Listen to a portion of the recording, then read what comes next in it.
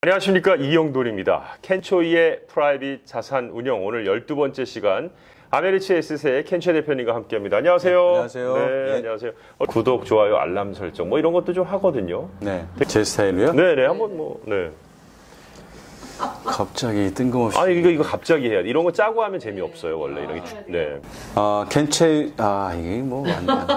네, 본인 이름이에요, 본인 이름. 네.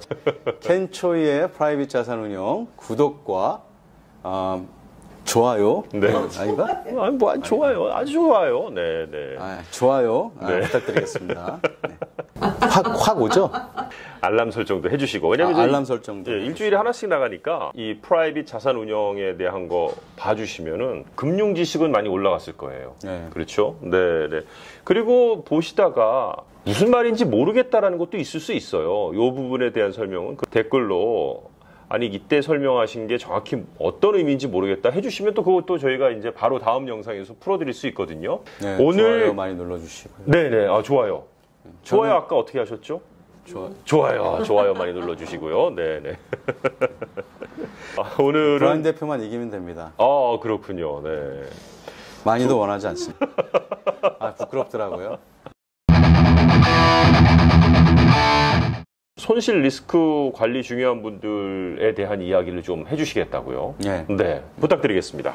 뭐 손실 나는 걸 좋아하시는 분은 없죠. 네. 그렇죠. 네. 그게 뭐 꼭 필요한 뭐 은퇴 자금이든 아니면 내가 그냥 여유 자금으로 투자를 하시고 계신다고 해도 어떤 이유에서건 이제 손실 리스크를 잘 관리하는 게 사실은 중요한데 저희들도 이제 그 부분이 중요하다고 생각하는 그런 자문사이고 네. 지난 시간에 말씀드렸던 일반 시중의 뮤추얼 펀드나 인덱스 펀드만으로 투자하시는 거는 적절하지 않을 수도 있다. 특히 손실 리스크를 효과적으로 관리하는 데 있어서는 적절한 방법이 아닐 수 있다. 이제 그런 차원에서 이제 전술 투자에 대해서 조금 더 자세하게 오늘은 말씀을 드리려고 해요. 네.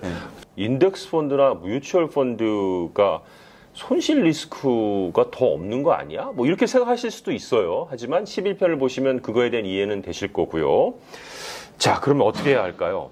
사실은 손님들의 자산을 관리를 해드릴 때 전술 투자를 하는 머니 매니저들을 권유를 해드리고 있거든요. 네. 네, 그 이유가 지난번에 그 지수형 연금도 포트폴리오의 리스크, 손실 리스크를 관리하는 데에서 중요한 역할을 할 수 있다. 그러니까 채권 자산 대신 채권보다 더 좋은 어떤 성적도 낼 수 있고 그런 역할을 해줄 수 있다라고 말씀드렸던 것처럼 전술 투자 매니저들도 내 포트폴리오의 뭐 전체가 될 수도 있고 일부가 될 수도 있겠지만 그런 손실 리스크를 관리하고 장기적인 어떤 투자 성적을 좋은 투자 성적을 내는 데 있어서 활용하시면 좋을 그런 부분이다라고 생각이 들어요. 네. 전술적인 투자에 대해서 조금 더 알아봐야 될 필요성이 있는 것 같습니다. 네. 전술 투자는 우리가 이 자산 운용을 하면 전술 투자 매니저들한테 이제 우리가 돈을 엘로케이트를 해서 이제 관리를 하게 하는데 이 자산을 갖다가 이제 데일리 무브먼트를 이제 계속 오버사이트를 하죠.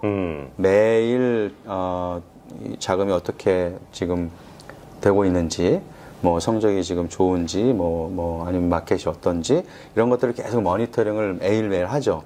그리고 그런 투자 결정을 할 때 뭐 주식의 비중을 늘려야겠다, 뭐 채권의 비중을 늘려야겠다, 아니면 다른 대체 투자 자산의 비중을 좀 더 늘려야겠다, 줄여야겠다 이런 판단을 할 때 모든 이제 뭐 머니 매니저들이나 이제 펀드 매니저들도 다 하겠지만 분석 방식이 이제 크게 두 가지가 있어요. 그 테크니컬 어널리시스하고 이제 펀더멘털 어널리시스라는 게 있는데 펀더멘털한 거는 이제 쉽게 말해서 이제 경제의 기반, 경제 자체가 얼마나 건강한지 아니면 약한지 이런 것들을 각종 경제 지표를 통해서 이제 분석을 하는 거라고 볼 수 있고 테크니컬 기술 분석이라는 거는 이제 실제로 마켓의 그 시장의 가격의 움직임, 변동 패턴 이런 것들을 이제 보면서 앞으로 시장 가격이 어느 쪽으로 움직일 것인지를 분석하는 방식인데 많은 머니 매니저들이 이제 두 가지를 같이 보죠. 지표들이나 어떤 시장의 흐름들을 갖다 관찰을 하면서 이 폴폴리오 관리를 한다고 보시면 돼요. 그래서 필요한 상황이 되면 리스크 오프라고 그러거든요. 그거를 내가 주식에 많이 이제 들어가 있는 폴폴리오라고 하면 그래서 주식 시장이 좀 위험 신호가 나오고 있다.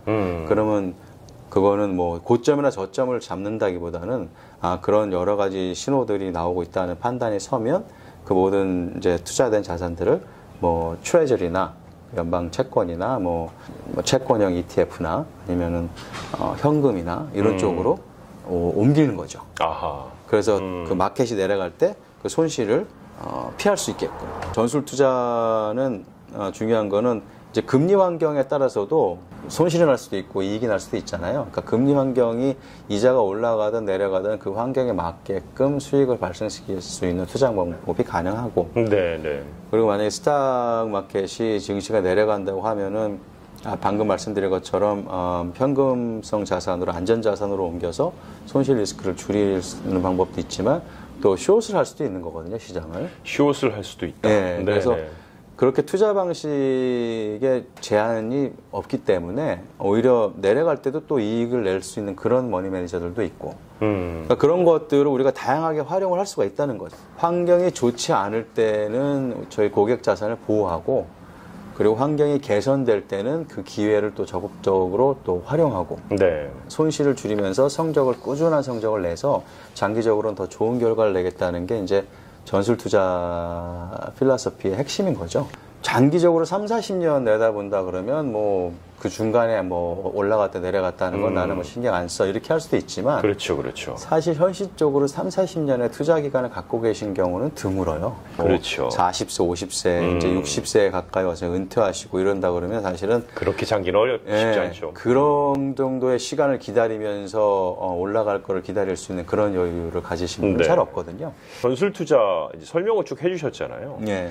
그런 거의 실제 예를 몇 가지만 좀 들어봐 주시면 이해가 굉장히 쉬우실 것 같거든요. 그 차트를 보시면은 이제 위에 쪽에 있는 그 블루 색깔로 되어 있는 게 이제 일반적인 전술 투자 포트폴리오라고 볼 수 있고, 이제 그린 색깔로 되어 있는 게 이제 일반적인 전략 투자 방식이라고 볼 수가 있어요.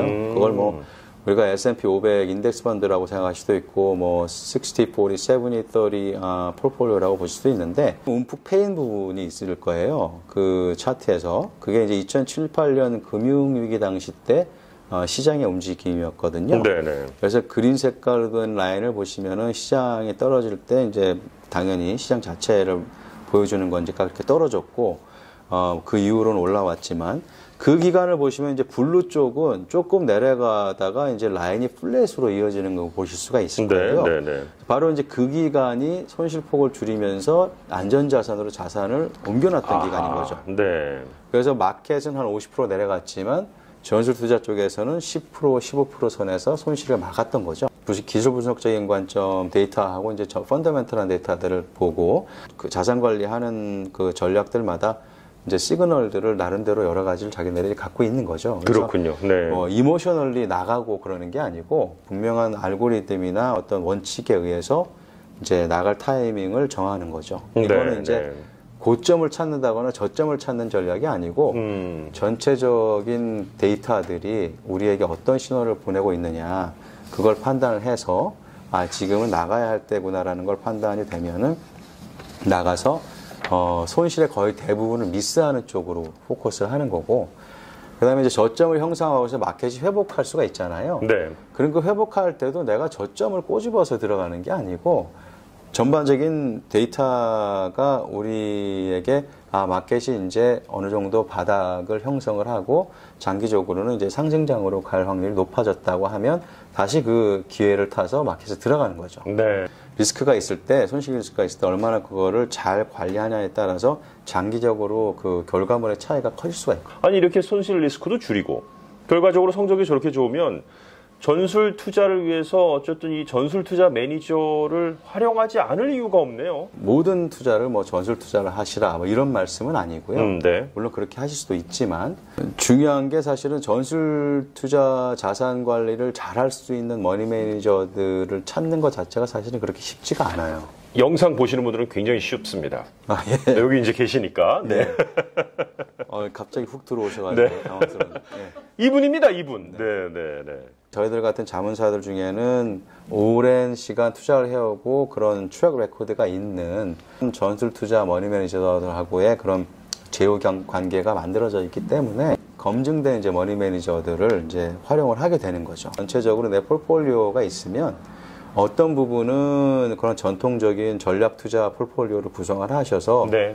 인덱스 펀드나 시중의 액티브 펀드들처럼 그런 성적들을 비슷하게 내주는 그런 방식으로 가시게 배치를 하실 수도 있고, 또 어떤 부분은 내가 손실 리스크 관리를 위해서 오늘 말씀드린 거는 전술 투자가 가능한 그런 머니 매니저들을 활용하는 쪽으로 그쪽에 어느 정도 자산을 배치하실 수도 있고, 뭐 그 이외에 뭐 헤지 펀드나 뭐 프라이빗 에퀴티 같은 것들도 필요하시다 그러면 여러 가지 에셋에도 분산을 하지만 여러 가지 투자 전략이나 투자 방식에도 그렇게 분산을 하셔서 내가 원하는 목적에 가능하면은 러프한 길이 없이 제대로 도달할 수 있도록 이렇게 계획을 짜서서 자산 관리를 하시는 게 저희들은 좋다고 생각을 하는 거죠. 그러니까 전술 투자 매니저와 함께 운영 전략도 짜고 하면서 손실 리스크도 줄이고 할 수 있는 방안을 모색하는 것이 투자의 가장 또 중요한 기본이 되겠군요. 자, 오늘 12번째 시간 켄초이의 프라이빗 자산 운영은 여기까지입니다. 감사합니다. 감사합니다.